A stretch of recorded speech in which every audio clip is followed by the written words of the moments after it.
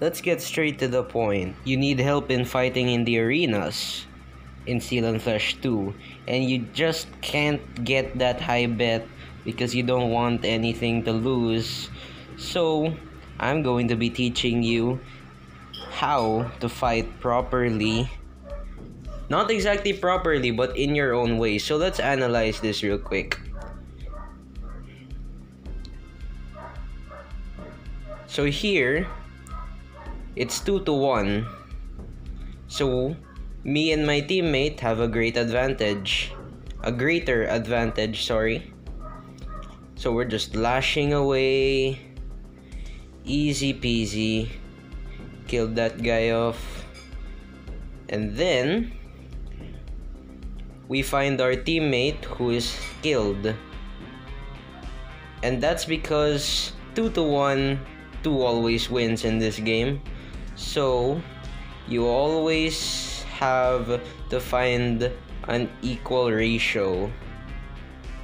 If you're a single person, you have to find another single person to fight with. If you're fighting all alone with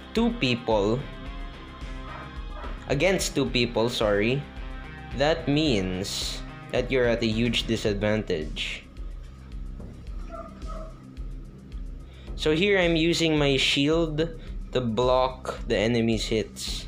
There's also another use for the shield that I'll be talking about later on. You see he's also counterattacking by blocking too, but he did not prevail. Now here in this situation, I see two blue enemies that are running straight for me. And I know I'm at a huge disadvantage. So I need to call for my teammate and wait. So I'm backing up, waiting for my teammate, and there he is. So here you can see my teammate has arrived on the scene.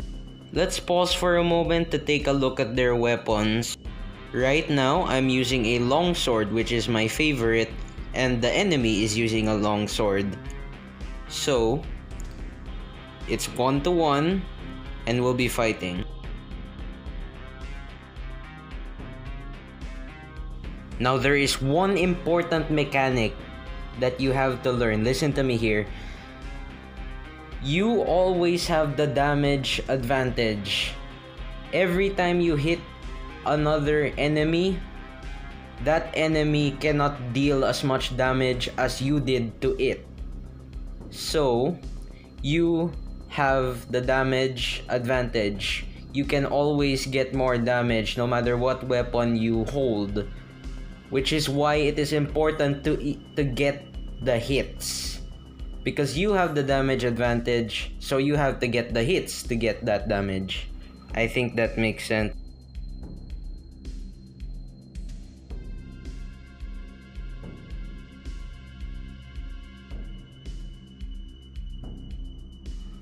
Now this is what I call a good match. You are facing your own enemy while your teammate is facing its own enemy. It's a 1-1 ratio, everyone's fighting fair, and that's good. Keep in mind that you can always see what your enemy is about to do, so you're always able to block. Like what I did here, I blocked my side so that he could not hit it. I also blocked here and here. I was almost able to do it there. Block, hit, block, block by him. Move away so that he can't hit you. He blocked. Move away. Block. Swipe. Block. Thrust. And the other guy took him out. Most people don't realize that whenever we fight in the arena, you never know what your enemy is going to do. Sometimes your enemy is super smart. He can block every move you make. But maybe that's because you're being too aggressive, so you have to take the defensive side. So it's not always about the method, because it's a video game, it's not so methodical. But when you know how to use your weapon, then you know how your enemy is going to use his weapon. You do not have a layout of how the battle is gonna go, but for every little moment you know how it's going to go. You don't see the big picture, you just see it in small parts. So here is the trick with the shield that I'm going to show you. It can be used to trick the artificial intelligence of your enemy, and it can lead them to be open to attack.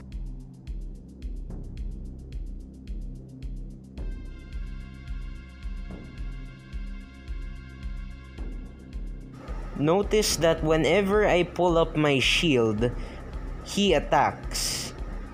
And so, if you are to methodically pull up your shield and strategically do it, then you can get your enemy to attack you because you pulled up your shield, and thus he's open to attack. So here I'm using the shield, he's open, I can strike him. Strike him again, shield open, he attacks, and I attack him. Simple.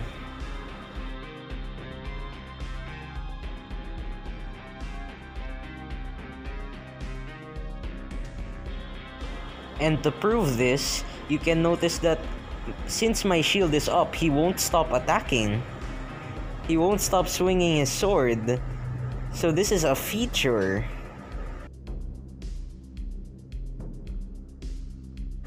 And so you now know the secrets and the hints to winning an arena match hand to hand.